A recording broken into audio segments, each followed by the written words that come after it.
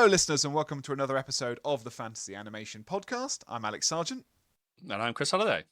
Chris, today we are doing SuperTed, a show very near and dear to my heart, a show that I suspect most British listeners of a certain age will remember because it was shown a lot on kind of, I want to say like the post-school, straight in from school slot this would be on. Yeah, I've got a vivid memory of kind of still wearing my school uniform whilst the kind of theme tune to this started. For American listeners, it did get to you as well, but what people might not know is a show that began life as a Welsh language production for S4C and a show very much rooted in Welsh identity and the particularity of Wales. So an interesting thing to talk about, Chris. Yeah, I think I watched parts of it. It's sort of, I imagine this was either preceded by or was followed by Banana Man. Like I feel like it was in that sort of realm of children's television. But I've got notes, on anthropomorphism, of course, and kind of national identity. I've written a little bit in the past about Welsh animation and Jerry the Troublesome Tyke. So there is a lineage and a sort of national animation history to be probed at. So national identity. I think the voice cast, the episodic nature of the episodes versus kind of continuing narratives. I'm certainly not up on my television animation and certainly not my British television animation, but I think there's lots of stuff to say around location. I think there are some episodes that sort of look like they are rehearsing Welshness, Welsh valleys, villainy, American. I've just put American villains. Why ?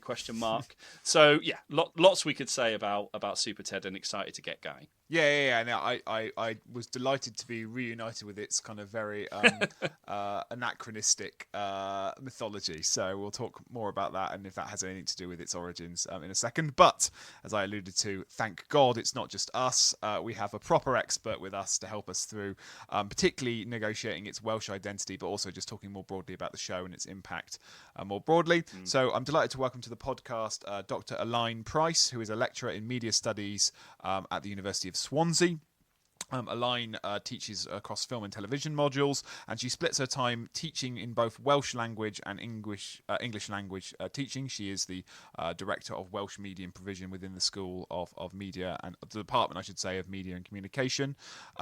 Elain's work has focused on Welsh broadcasting, and she's published both Welsh and English medium monographs and articles on this, including her book Broadcasting for Wales, The Early Years of S4C. But she has broader research interests in Welsh animation, Welsh television, and Welsh television more broadly. So, Elain, thanks so much for coming on the podcast. Oh, thank you very much for inviting me. So, Elain, why don't we start things off by talking a little bit about the context, perhaps the personal context surrounding SuperTed for you. What interests you about the show? How does it fit within your broader research interest? As we say, it's a nice example of a legacy that's perhaps underexplored in animation history of Welsh animation. But start us off by just telling us a little bit about SuperTed, what it means to you, when you first came across it, and how you've been thinking about it since. I grew up watching SuperTed. I was born just before S4C was launched, so SuperTed was a massive part of my childhood. I remember watching it as a child. I have a SuperTed teddy bear with me, which was my teddy bear from the 80s. There's pictures of me at home wearing SuperTed t-shirts, on the wall. And I have the SuperTed books from when I was a kid as well. So it was a massive part of my childhood. But when I was starting to look into S4C, and I was really interested in, when I was doing my PhD, into looking at the early years of S4C. S4C had been around all of my childhood practically, and was just something that was constant in my kind of growing up years. But when I started reading into it academically and really studying the formation of this channel, it became really apparent to me how important animation had been in the early years of S4C, how key animation had been in their commissioning, but also in why the channel, in a way, was allowed to continue at the end of its 3 years of a trial period. So S4C was set up just for 3 years initially to see if this experiment of putting Welsh language programmes on one channel could work, because there was a huge amount of debate during the 60s and the 70s, if it was actually possible for a Welsh language channel to sustain itself, to, not just to sustain itself, to exist and to draw in audiences. And, when I was kind of looking into that, it became really clear to me that SuperTed had been a big part of that success. And so when I was looking into the early years of S4C, it really kind of became clear that SuperTed had been a huge part of the marketing for S4C. It had been a huge part of the perceived success of S4C, not just in providing programmes in Welsh, but also in getting Wales kind of recognised internationally as well. So that's kind of where my interest really started.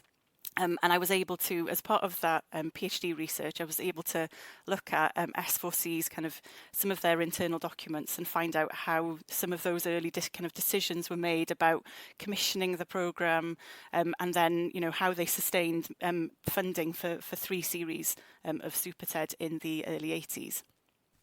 Okay, great. So I thought it wouldn't be too long before we started to get into the nuances of the peculiarities, I should say, of the UK broadcasting industry.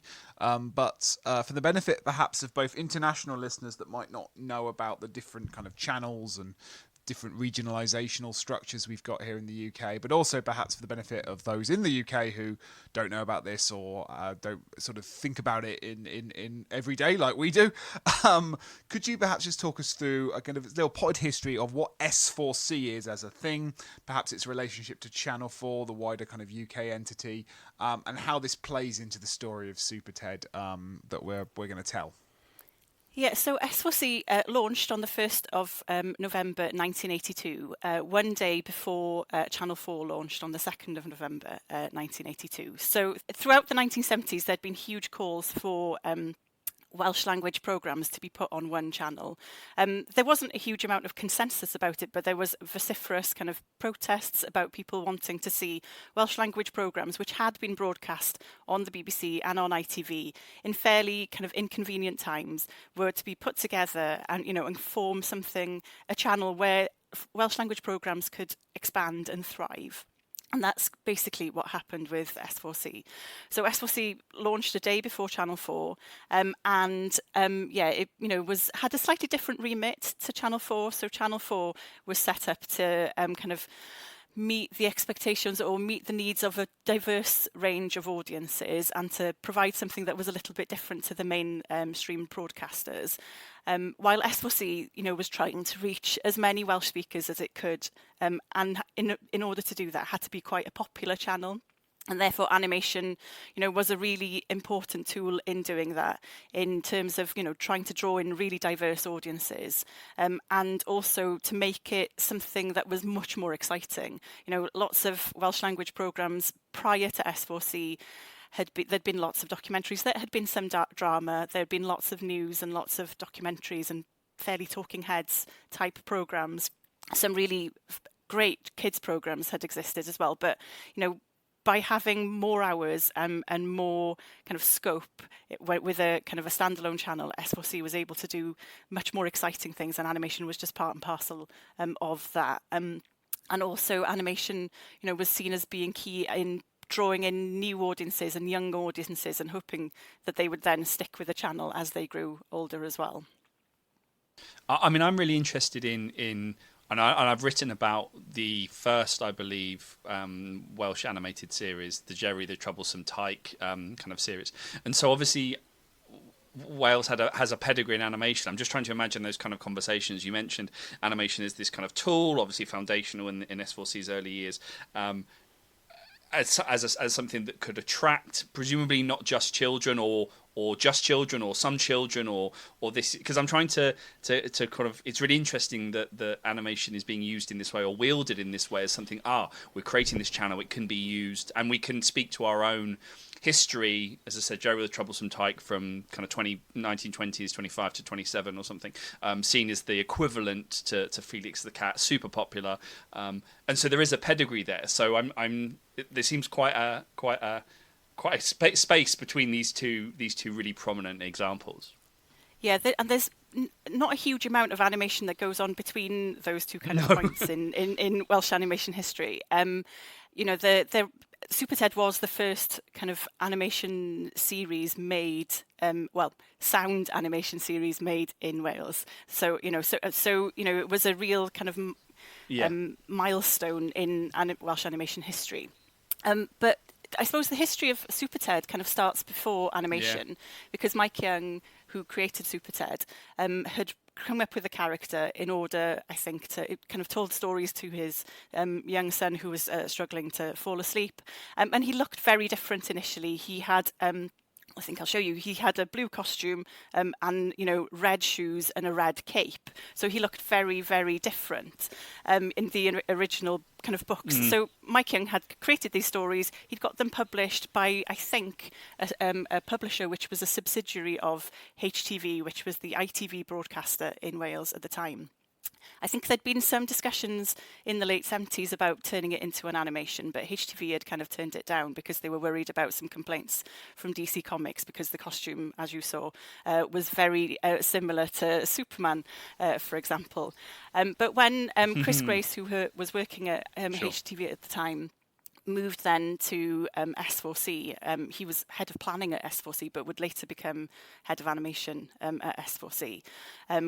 He had conversations around SuperTed with Mike Young, also Robin Lyons, who was an actor and a screenwriter, and I think also ghost wrote some of the original SuperTed books. And they had a conversation in S4C, and they brought in a design company from London called Robinson Lambinairn. And Robinson Lambinairn designed the first Channel 4 logo. They also designed the first S4C logo. And they were having a conversation about maybe turning these SuperTed books into an animation. And the proposal initially was that Robinson Lambinairn would be the company to do this in London, but I think Mike Young and Robin Lyons both kind of went, well, could we set up a company here in Cardiff to do this, which is what they did. They set up Serial Productions in Cardiff, and they they were the company that made SuperTed. So it was a little bit, it was a...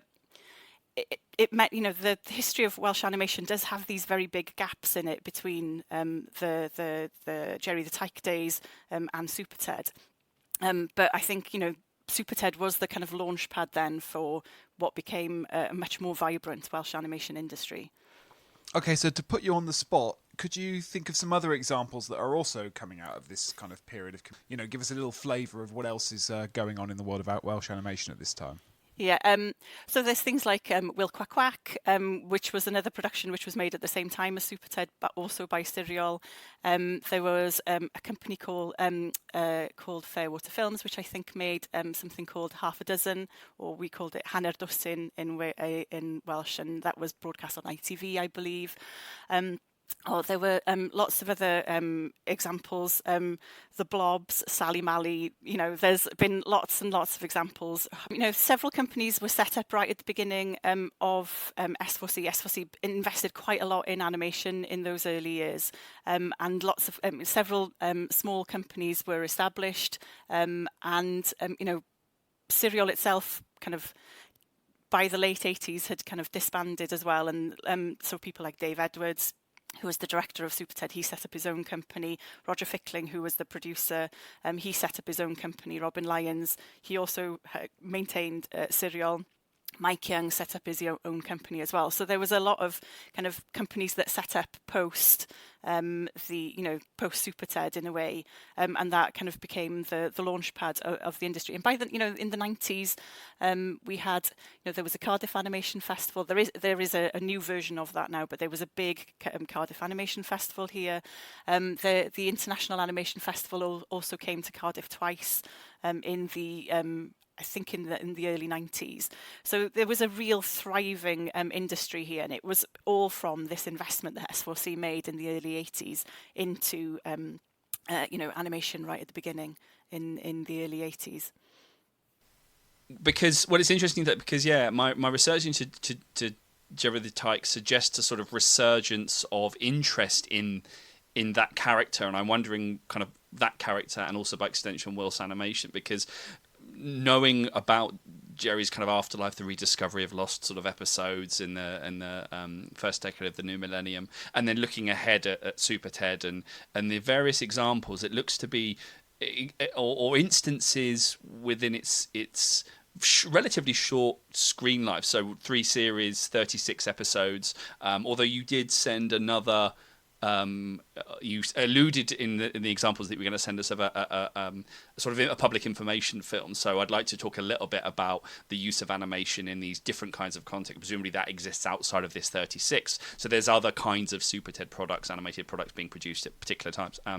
But looking at a kind of cursory glance online at the legacy of SuperTed, it seems there have been attempts not just to relaunch. There's the American-produced series, The Further Adventures of SuperTed, produced by Hanna-Barbera in the late 90s, and then more recently, whether or not this came to fruition, this planned kind of relaunch of new episodes, and so it seems like there's, at the turn of the millennium, there's a sort of re-emergence. I don't know whether this is cued by the discovery of these kind of lost Jerry the Tyke cartoons, this premiering of these Welsh series in the Museum of Modern Art in 2003.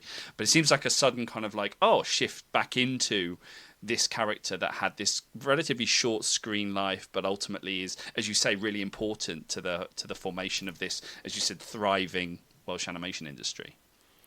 Yeah, absolutely. And I think there was a around the first decade of the millennium, there was an exhibition at the National Museum here as well about the history, the first century of Welsh animation. Yeah. So there has been times when has been a real interest in kind of looking into Welsh animation history, and I think you mentioned there have been times where there's been talk of reviving SuperTed, and I think Mike Young himself has been part and parcel of those discussions. I think there was a talk about him being made into CG in about 2021, but those series have never kind of quite appeared. There was talk in about 2014 as well. But I think the rights situation has been fairly complex for SuperTed, as with I think many kind of cartoons from this kind of era. There's so many kind of vested interests in terms of the rights that it's actually been quite difficult. I don't know this for a fact, but I think it is quite difficult to kind of piece all of those bits together to get the whole thing underway. But yeah, you also mentioned The Further Adventures of SuperTed. I think that wasn't made in Wales. It was funded by or it was produced by Hanna-Barbera, but it was, I think, animated in Japan. It was in the late 80s, I believe. But there was other things. There was a SuperTed live theatre show in 1986 called SuperTed and the Comet of Spooks, which premiered in Cardiff in 1985 and then toured nationwide in 1986. So there's been lots of these kind of spin-offs from SuperTed, not just in terms of stories, but in terms of product as well, and lots of merchandising, which was really key as well, I think, in terms of SuperTed's how he's remained, I think, in the public consciousness is partly because of all of that extra kind of textual products that existed around the series themselves. Is it also because, and this is coming from a place of ignorance, because this is made in the original Welsh language and then dubbed simultaneously, like these are being released at the same, so it's getting a different kind of reach? And yeah, absolutely.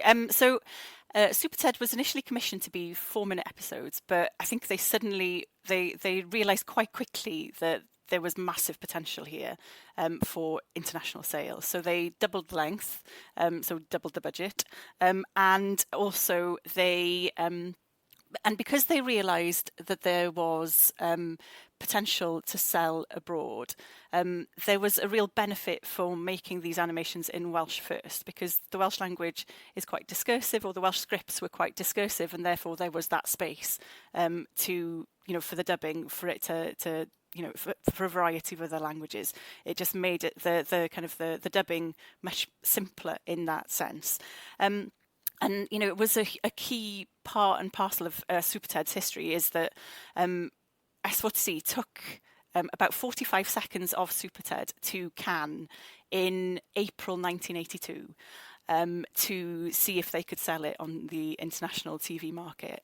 And with only 45 seconds of kind of animated content, they were able to get 30 countries to sign up to buy SuperTed, and they had an expression of interest from 5 others. But, and even though they went out to Cannes with like 19 programmes on this flyer that they were trying to promote, and there were 2 other animations as well, it was SuperTed that took all of the interest, By the end of S4C's trial period in 1985, SuperTed was sold to 50 different countries and, had been dubbed to a variety of other languages. So absolutely, there was a real kind of benefit to making them in Welsh first because of that ease of dubbing. But also there was, it made a huge splash internationally, in terms of getting this kind of really positive marketing for S4C, because they could, just say, look how much we're taking Wales into the world. The SuperTed products made in Wales are being seen on this kind of international stage. However, as you kind of alluded to, the thing that works with SuperTed is probably the universality of its kind of images. There is very little Welshness about them apart from the language in which they were originally made and the fact that they were produced in Wales. Texas Peters, he's obviously much more about American, and there's nothing really in the locations either, apart from in a couple of episodes where Wales is specifically mentioned in any way, shape or form. There are differences between the Welsh language and the English language versions, but only in the scripts, not very much in terms of the design or anything, or in the animation. But the scripts themselves, the Welsh language scripts that I'm familiar with as a Welsh language viewer, have much more kind of in-jokes for Welsh kind of geographical locations or cultural kind of events or history as well. So there is much more there that is for the Welsh viewer. You get something slightly different script-wise. I just love the idea of SuperTed going to Cannes. I think that's the first thing that but it seems like the animation, because I was struck a little bit, and we'll get into this when we talk about the episodes, kind of like trying to pin down the style, in some ways quite conventional in terms of a sort of hyper-realist anthropomorphic, but then also trying to maybe tease out, or whether it's kind of almost to over-determine. I didn't want to over-determine the kind of Welshness. There are instances, you said one of the episodes where it's sort of set in Wales, and you mentioned when you emailed us that it was a rare instance of that being the case. But presumably animation, I don't know whether there's any sort of thinking around this, but animation being this, the fact that it is inherently a dubbed medium means that it is flexible and allows for that kind of flexible language transfer, that transfer of a product across different kind of national borders. So we have these 3 episodes from the first series. So we'll start with SuperTed and the Inca Treasure. So it'd be good to get a sense from you about why you picked this. I know it's the first episode, but it does launch us right in, I think, to the formula, if such a thing exists, the SuperTed formula. So yeah, a bit of background perhaps on what the episode what's the attraction of the episode, and what the kind of the loose kind of plot. I say loose. I didn't want to make that sound like it's not a coherent plot, but the loose, I suppose, narrative beats that maybe frame the episode. Yeah, absolutely. Well, I picked it because it's the first episode, but it was also the first episode that appeared on S4C as well. So the first episode of SuperTed was the first programme essentially shown on S4C when S4C was launched on the 1st of November. So they had, like, rather than with Channel 4 just launched into their normal kind of schedule on their first day, but S4C had this like welcome programme, and 4 minutes into that programme they showed SuperTed and the Inca Treasure, or SuperTed a Trysor yr Inca, as it's known in Welsh. And I think it's an interesting example also because it's one of the episodes which has a kind of an international setting, and one where SuperTed is kind of helping to preserve an important historical artifact or something that's culturally important, which he does in a variety of different episodes. So the episode starts with SuperTed and Spotty Man. They are talking to a museum curator, and who wants to preserve. He knows where some Inca treasure is held, and is worried about some thieves procuring the treasure before he manages to acquire it and safeguard it within the museum. And then we cut to Texas Pete and Bulk and Skeleton, indeed launching on a quest to steal that treasure, with the variety of kind of mishaps along the way, not least of not being able to gain access to the temple, and also being chased by a very large gorilla at one point as well.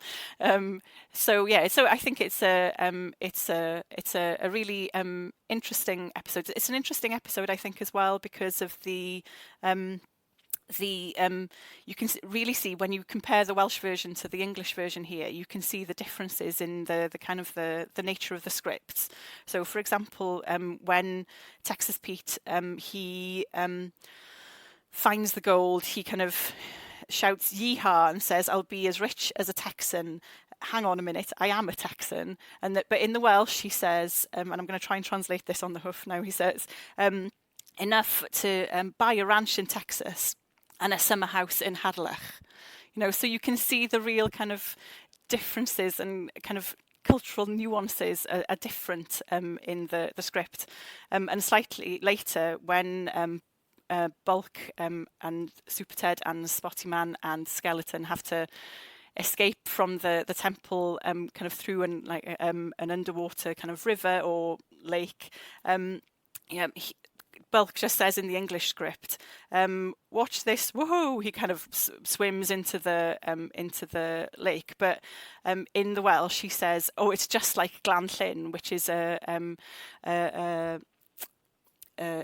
place that all Welsh speakers will be familiar with, because it's like one of the residential centres for the Urdd, which is one of the youth movements, of the biggest youth movement in Wales. So there's real kind of cultural nuances and differences in the script, which is also one of the reasons why I picked this episode. So is that a feature ubiquitous of the whole series then? Because obviously I'm re-watching these the dub versions you sent over, having watched those dub versions in merry old England. Are the jokes, obviously they're regional, are they ever, as we're trying to kind of articulate this kind of sense of Welshness embedded within it, are they ever, they're speaking to a Welsh regionality, they're speaking to a Welsh geography and a Welsh culture, are they ever positioning themselves sort of against kind of England or Scotland, or kind of asserting kind of Welsh identity in that way? Are there any jokes at the expense of people that are then edited out of the things, or is it similarly kind of regional references, cultural specificities that tend to be edited out? It tends to be the cultural specificities that are edited out. There is, there's I haven't come across in the Welsh language versions any kind of jokes at the expense of kind of other regions of the UK. I haven't come across that. But there are, it's just those specificities that you have in the Welsh language script, which makes which I think, even though SuperTed has this kind of universality of, it doesn't particularly look Welsh. The Welsh language audiences really did take it to their hearts, and not just because of the success.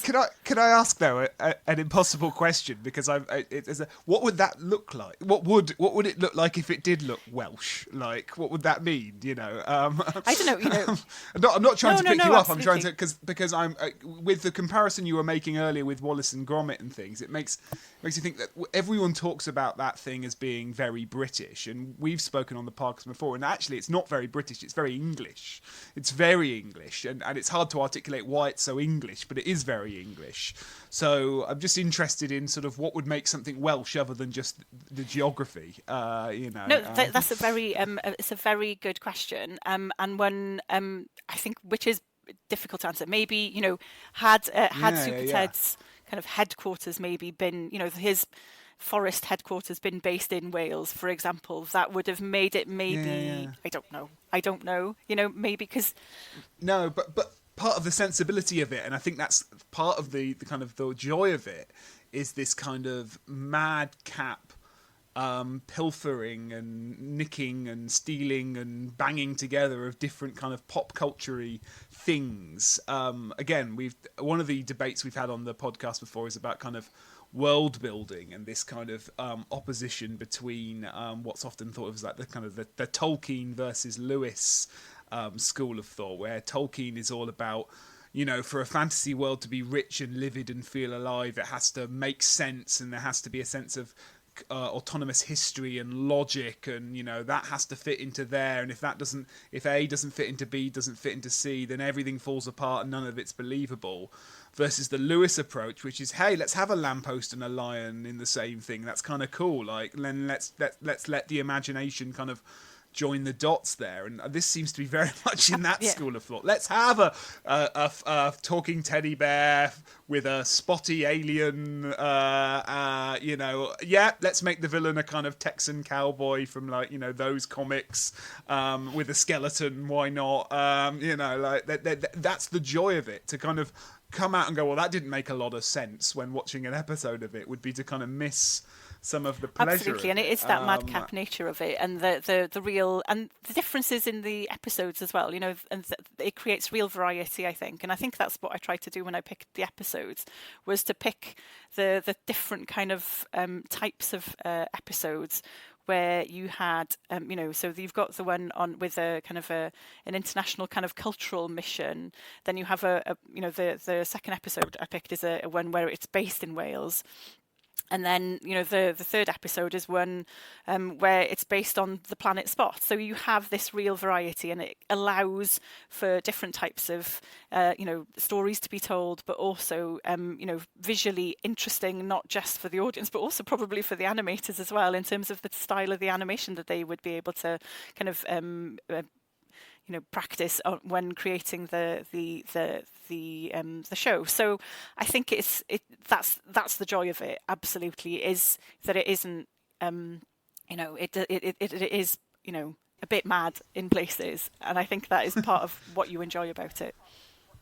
Yeah, I think that's what I meant when I said it wasn't what I was expecting, because I think the title sequence does a lot of heavy lifting in terms of setting out the conditions, because I would expect the first episode to be something related to the acquisition of Super Ted's superpowers, but that is reserved, like the title sequence that repeats in presumably all of the episodes, and also the narration as well, the narration of the title sequence, but also the narration then that appears throughout.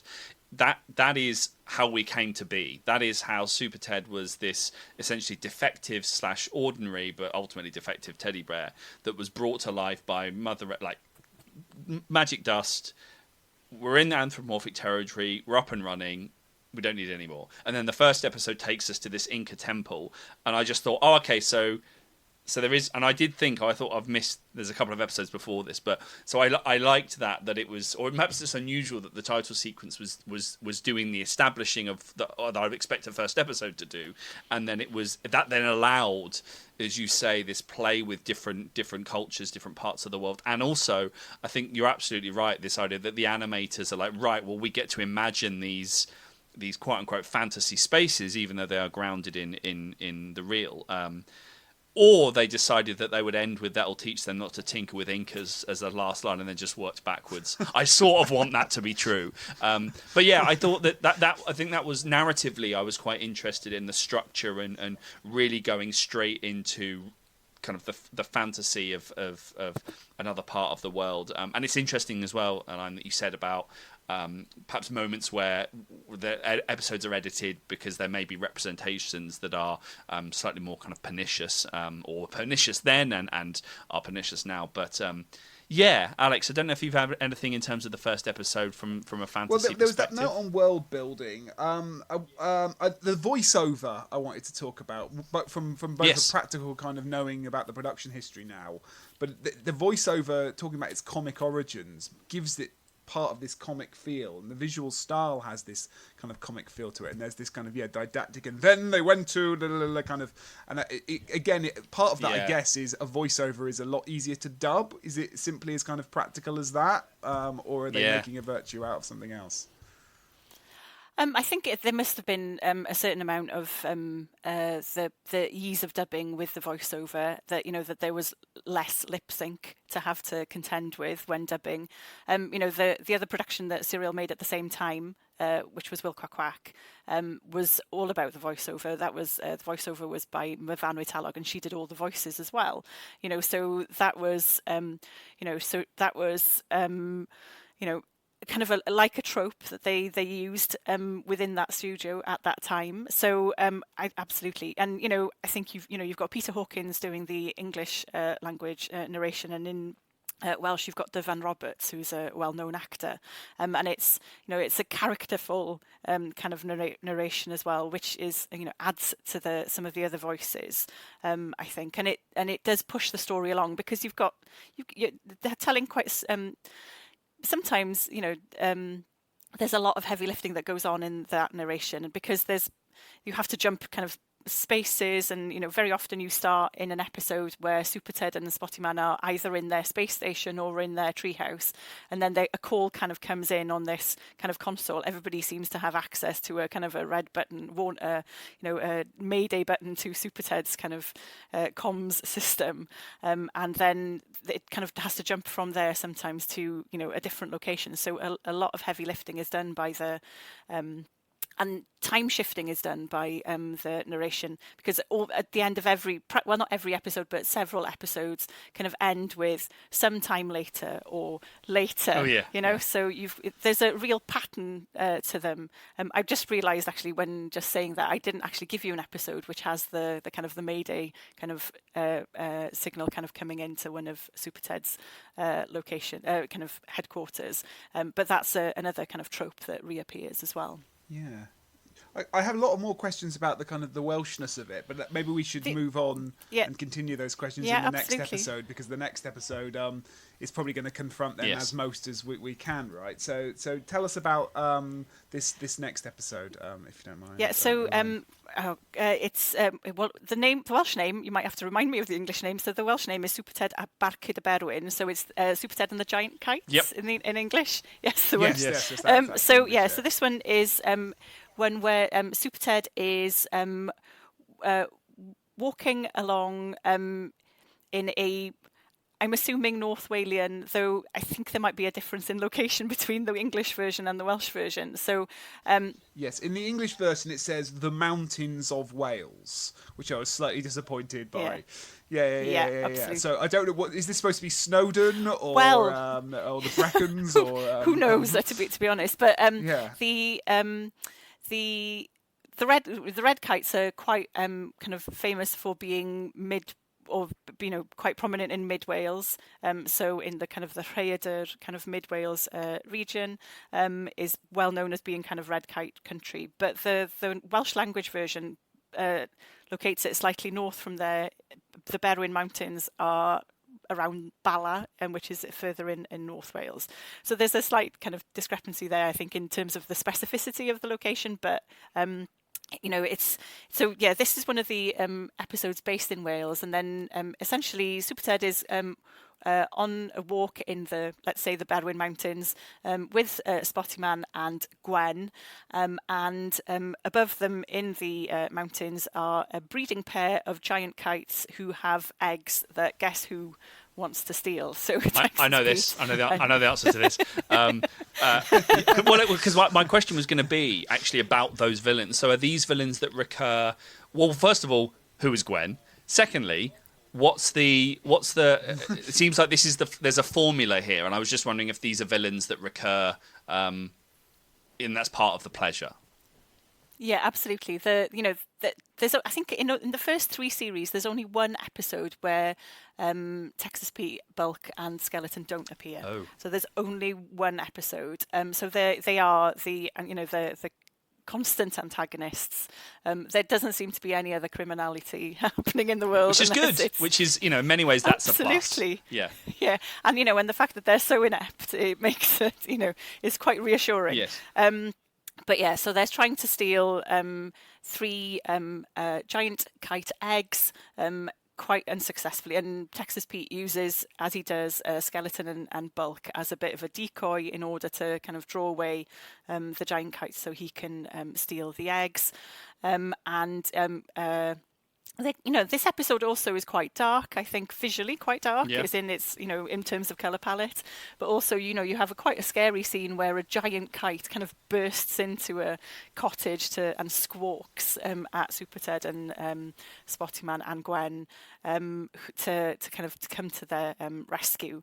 But yeah, it's once again, but even though it's, based in Wales, there is very little, apart from the fact that it says so at the beginning, and I think in some of the design, maybe the dark kind of craggy mountains are a visual kind of cue of that part of North Wales, and also maybe the cottage, the inside of the cottage itself is quite kind of nostalgically kind of not 1980s Welsh cottage, but a more nostalgic kind of era of a Welsh cottage. So you have those kind of visual cues as well, not just the fact that it's named at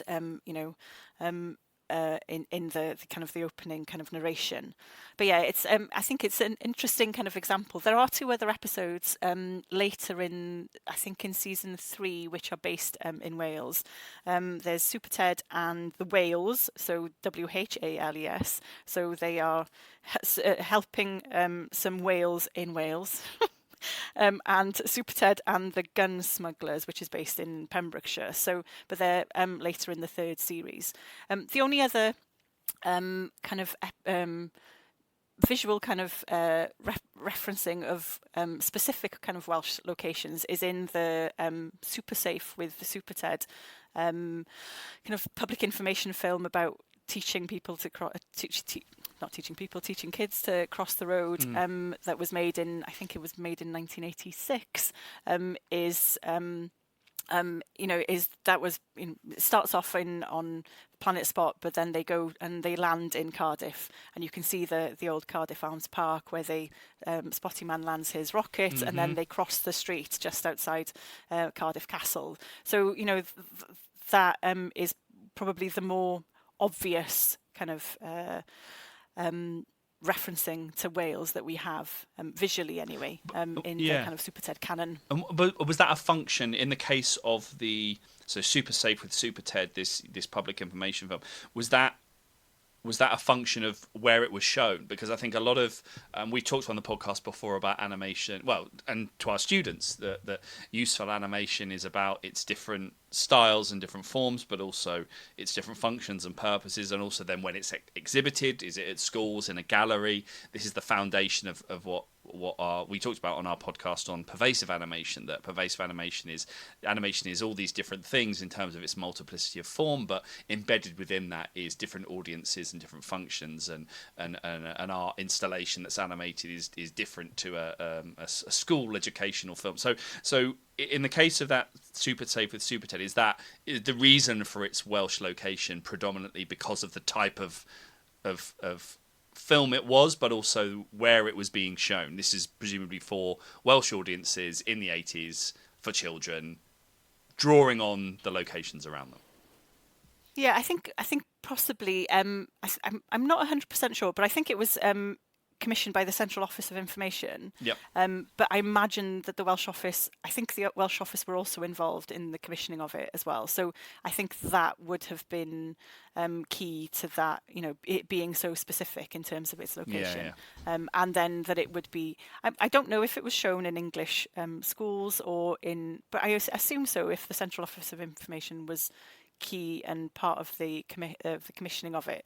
So that is something definitely to look into. But the end of the film, where it's sort of, or the advert, where it's looking and there's a shift from, because as you say, it starts with Ted and Spotty playing video games actually about driving, and then I just put Spotty is not good at crossing the road. They're looking for a zebra crossing, and then at the end he says, that he's not going to be always there to save you, especially on planet Earth. But he's now looking at the audience and addressing. So there was definitely a real, really interesting. And is that one of a few information films? Is this the only one? Is this?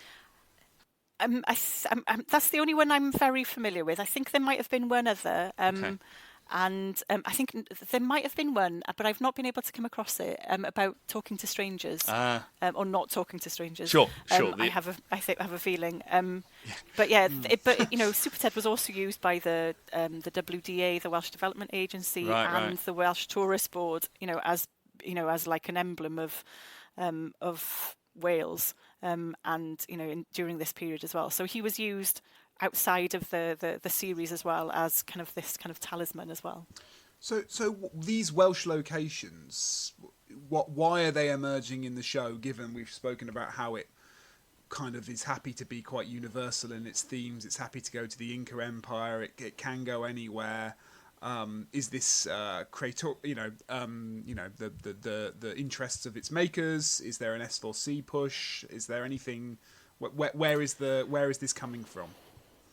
Yeah, I don't know for certain, but I would say it's probably a combination of both those things. It's made by a studio based in Wales. That I imagine that there was, the writer, Robin Lyons was, someone who's based in Cardiff, and it was, someone who was probably thinking about. I don't know. I suppose the other thing to think about there is, so they still mention Wales in the Welsh dub and the English language UK dub, but I wonder if when they were dubbed into other languages, if Wales kind of went missing, because in those international dubs, though I don't how I would go about kind of proving that, I don't know, but I think there would have been some pressure from S4C because they were a key funder, that there needed to be certain probably not anything as concrete as a kind of a quota of episodes that were more based in Wales, but I imagine there would have been a push to make it a little bit more Welsh in that sense. Well, because that was going to be my other question, which is that, so that sounds like there was a UK dub, and then there was an international English dub, I can believe, which makes even more why I noted this, is just that it seems, there's very little Welshness left in the dub. There was, we talk about these voice actors. One presumes a lot of them would have been bilingual. There was an opportunity to get them to just re-record them in English, right? Use Welsh accents. Like, I understand the phenomenon of people outside of Britain haven't necessarily heard of Wales or don't know where it is, but there's at least a few of us in Britain that know where it is and have heard a Welsh accent and might, so it's, because if I compare it to later things like Fireman Sam, that does have quite even in its English language version, a Welsh identity and there are Welsh accents and it is set in Wales. I'm just curious why the English dub is so lacking in Welshness. Yeah, absolutely. The only Welsh connection really, I think, in the English language dub is Victor Spinetti, who was a Wales-born Welsh Italian actor, and he was born in Gwent, but he obviously doesn't even have an English accent in this. He has an American one because he's voicing Texas Pete. So so that Welshness disappears, and there was a completely different cast. The cast was very well known for Welsh speakers on the Welsh dub. So you had people like the late great Geraint Jarman, who was the kind of the father of Welsh rock and roll, essentially, or he was the voice of SuperTed. Gary Williams, who played the Die Texas is what we called him in Welsh, not Texas Pete. He was a well-known Welsh comedian, and Hugh Caredig, who plays Clob, is the Welsh version of Bulk, and he was a famous actor who had a a permanent role on Pobl y Cwm, the Welsh language soap opera. So they were very well-known voices for Welsh language viewers. And I'm imagining that they wanted to do the same for SuperTed in order for it to be successful across the border in England. So, to have the voices of people like John Pertwee and Victor Spinetti himself was a well-known actor at the time. Melvin Hayes and Roy Kinnear, they're big, well-known voices and actors, and they would have maybe helped to be a launchpad for SuperTed. I think I've read something, and I can't remember where I've read it now, but I've read somewhere that I think Victor Spinetti might have been possibly related to Mike Young, or very close friends at the very least. And Mike Young turned to Victor Spinetti and asked for his advice about who he should get to be the voice actors.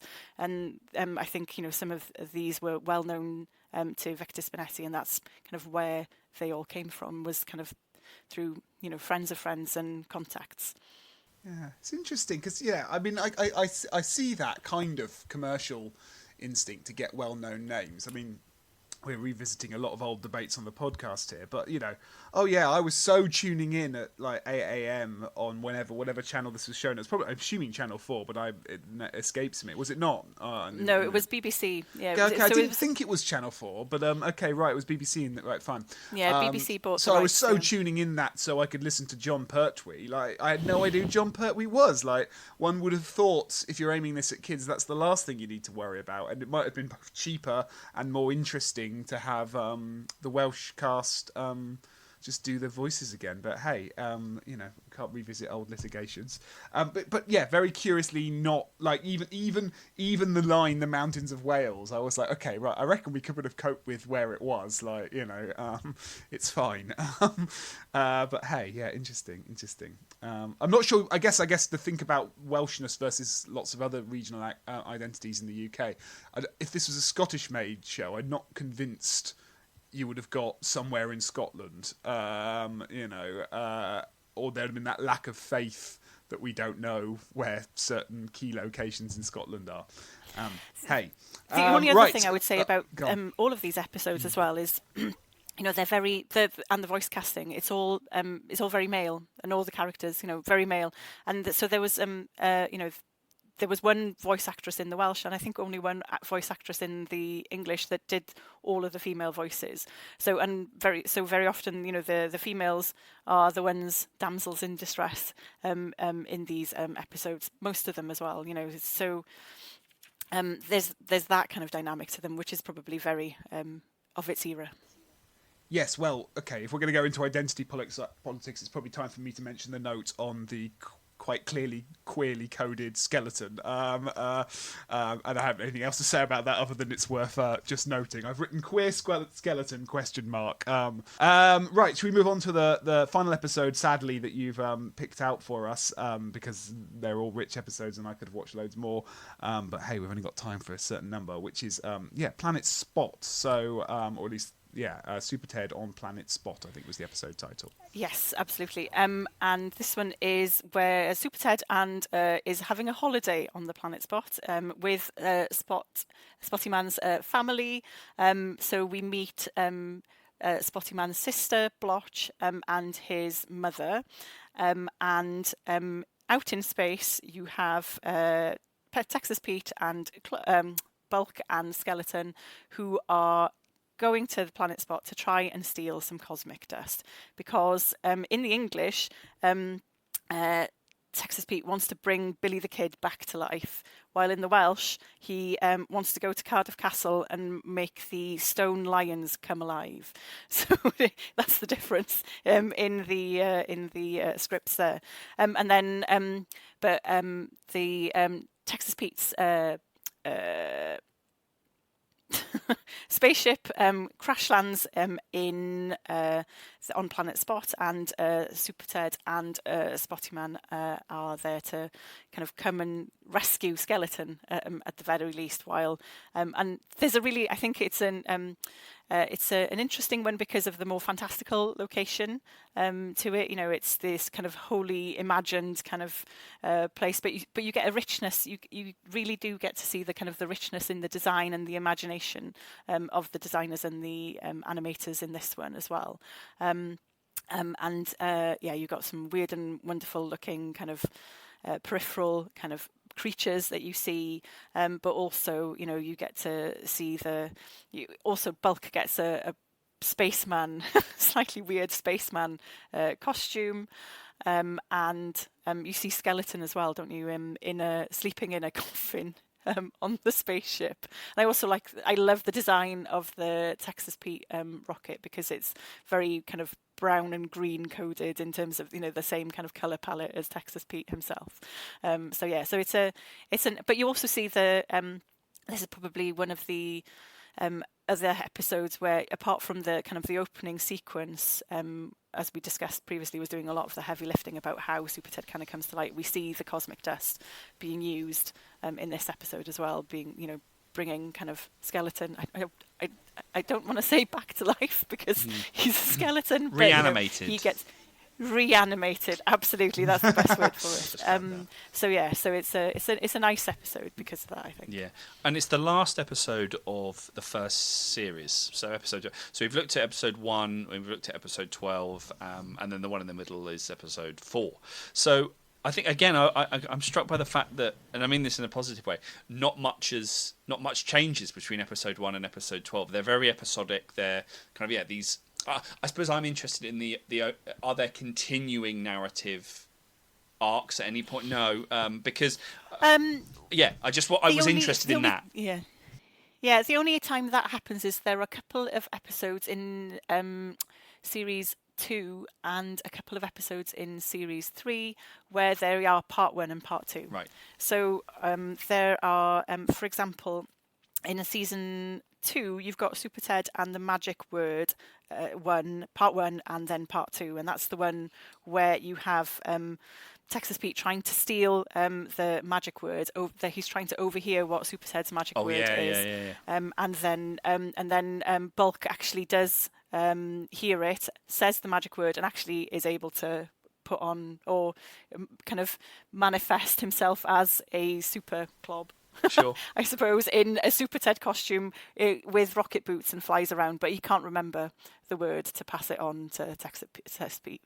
But yeah, because, so you get an episode there is closer to 16 minutes in length than you get, that's the only time where you see any kind of continuing kind of narrative, is those two examples of, one in season 2 and one in season 3, where you have the part 1 and part 2 episodes, but that's the only time it happens. Yeah, it's designed. You mentioned it's the first sort of sound card.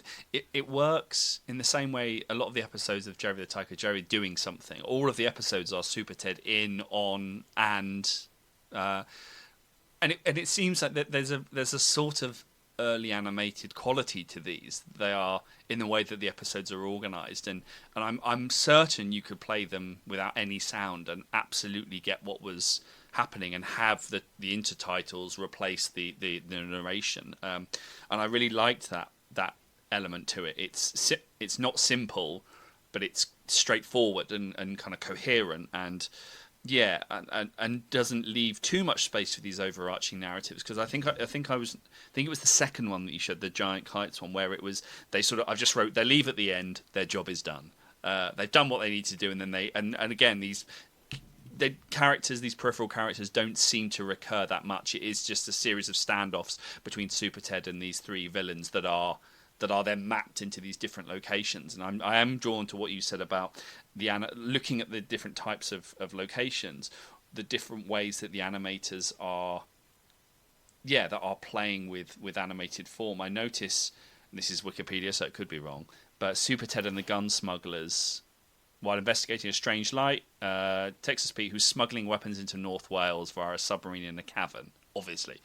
And I'm just trying to get my sense around, is there any way in which Wales is being positioned equally as fantastical as some of these other parts. These are all spaces of fantasy. Yeah, Planet Spot, Lost Treasure of the Impers, North Wales. Wales, they're all. So I don't know whether it is that flattening of that through fantasy. I don't mean that in the negative, but it does seem like that there's lots of different ways that the animators are getting to play, having a lot of fun with these different locations. But the upshot of it is that Wales then gets positioned alongside these other parts, other places, locations, environments. So I don't really know what to do with that. I was just interested.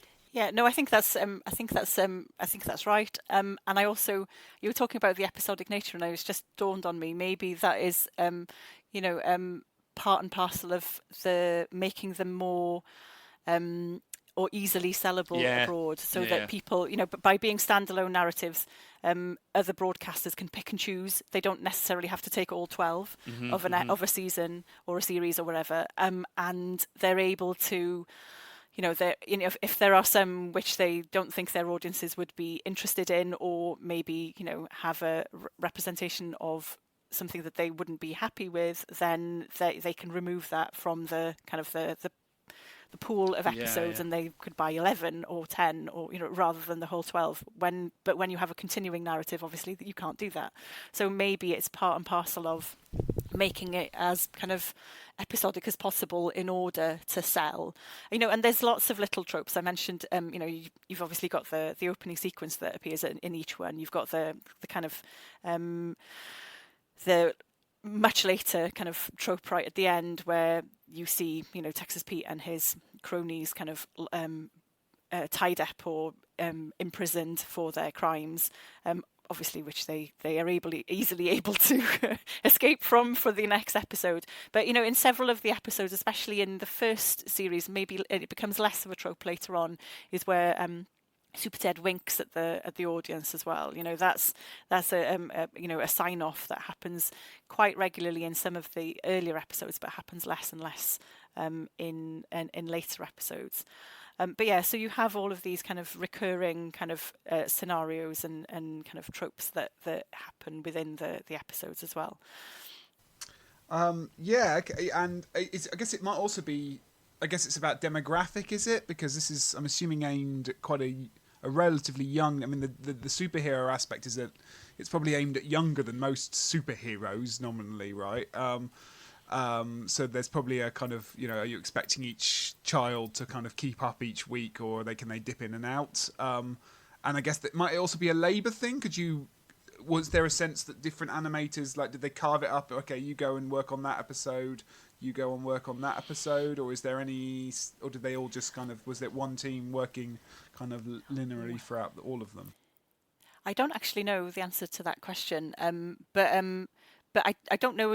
I don't suppose they were a massive team, so I don't suppose that there would have been a specific team working on specific episodes. I imagine it would have been one team working across all of them. Did you say they were all written by one person as well? Or, Yeah, so the Robin Lyons, who would later become kind of head of serial productions, and still runs Calon, the animation company, still based in the same offices as SuperTed were made in the early 80s in Mount Stewart Square in Cardiff Bay. He wrote all of them, and then the scripts were translated into the Welsh by another scriptwriter as well. So they're written in English first?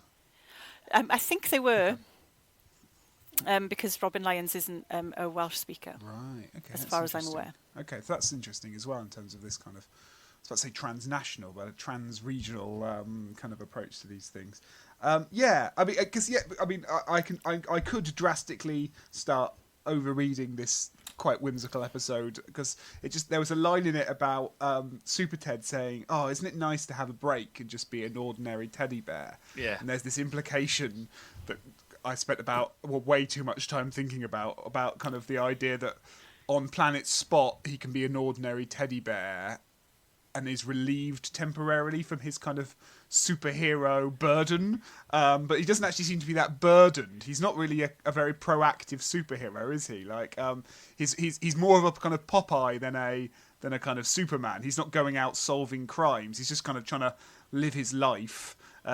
Texas Pete seems intent on concocting ideas and plans that happen exactly in front of Super Ted and wherever Super Ted happens to be, and then to ease himself of this irritation, he'll have to say the magic word and get rid of Texas Pete again. But he's not kind of. I mean, maybe we didn't watch some of them where he's in his. You mentioned this. He has his hideout, which I've kind of can only vaguely remember now. But yeah, anyway, so the ethics of superheroes of Super Ted kind of is a.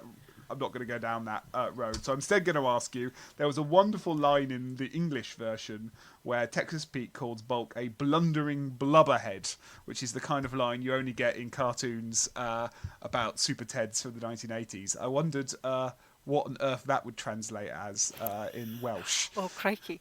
I can't remember what the line was, but, just to kind of compare with that maybe, so Super Ted, doesn't he, has several little sayings that he says. So, bubbling blancmange and pulsating prunes and rippling raspberries. Rippling raspberries. Yes, that's right. Yeah. Yeah, but in the Welsh, it was he didn't have they didn't translate obviously. So you had Teddy Garlibuns, which is I'm not sure if Garlibuns is actually a word, or if it is, it just means kind of to hurry or to scurry.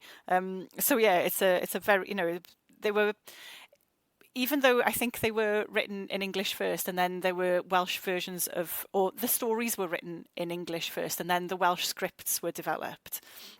I think that they're not literal translations of an English script. I think the storyline or the story was developed by Robin Lyons, and then they went off and wrote a Welsh script, and then went off and wrote an English script, and so they're not always tied to saying the same things necessarily, and I think that's to its credit in that way, in that it feels like it doesn't feel like a translation. So now when we look at say Welsh language children's television, we are there is a significant amount of international animation which is dubbed into Welsh. So for example, S4C this week have just announced that they've bought the rights to making Welsh version of Bluey to broadcast on their kids service Q.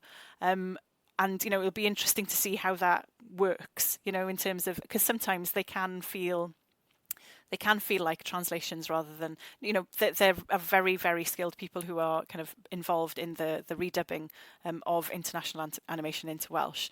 But sometimes they don't always feel kind of organic in the same way that Super Ted sometimes or most of the time does. Interesting, really interesting. We are out of time, I suspect, so we'll probably have to wrap up that. I guess I can't resist asking, we kind of told the story at the beginning of Welsh animation pre and post Super Ted up until the sort of dawn of the noughties. You couldn't do the impossible thing and just kind of give people a flavour of, you're looking at me like, what are you asking of me? And I know, but where is that scene that you're describing still alive and well, or have there been problems since then? Oh, the animation industry in Wales has waxed and waned over the years. There are companies which are particularly active at the moment. We have Clothcat, for example, is one studio that is quite active, and others as well. Bomper Studios, for example, up in Caerphilly. But there have been periods of intense kind of activity, and then periods where there maybe funding and circumstances haven't been as favourable. There was, so there have been lots of companies that have come and gone. And it hasn't. It has been challenging at times. I was just reading earlier today about a period in the period probably just post Super Ted. Where there was a lot of co-production happening. So S4C, rather than investing wholly in cartoons that were made in Wales, were lots of the pre-production kind of design elements were being done in Wales, but then things were being sent out to either the Far East, or there were lots of co-productions with Eastern European animators, specifically Russian animators, being done. So there was and S4C were part and parcel of commissioning that, and there was a lot of discontent amongst kind of the Welsh animation sector about that, that the Wales wasn't being seen as being the centre to make animation, that it was just the kind of the place to make the early creative decisions, but that the actual animation itself was being done much more cheaply elsewhere. And so there have been periods in Welsh animation history, certainly, where there has been much more activity and much more funding available, but as we know, the funding for children's television specifically is quite challenging. Having to get funding from a variety of different pots and from a variety of different broadcasters to get something off the ground. So it can be quite challenging, I think, to kind of sustain companies and to sustain the industry. But there's lots of great stuff that goes on. Obviously, we haven't even mentioned Joanna Quinn, for example. Who is able to kind of produce these amazing kind of animations and sustain her kind of studio on those as well. So it's it's a really diverse sector, and also a really kind of a one that kind of does tend to ebb and flow a little. Yeah, it seems like there are lots of ways in, or at least SuperTed gives us lots of ways in, or positions, places, contexts that we can take SuperTed and think about it, of course, in the ways that we've done in terms of narrative and style and form, and then also kind of connected to that, the movement of animation across different national boundaries, the production of animation as it then moves, the reasons behind certain things, the broader kind of industry. So it seems like there's, from an animation studies perspective, or at least the idea of animation as an artistic and industrial art form, it seems like SuperTed is something that sits squarely within the middle of loads of different kind of contexts and art, and is a really valuable way of getting us to think about animation as an industrial art form, because of the journeys that it's been on, the relationship that it has with the kind of the industry, with kind of national culture, with kind of more technical processes of dubbing and so forth. So I found it really. Yeah, I think when we've said this before on the podcast, when we do kind of quote unquote popular stuff, we never really know the way in to do it.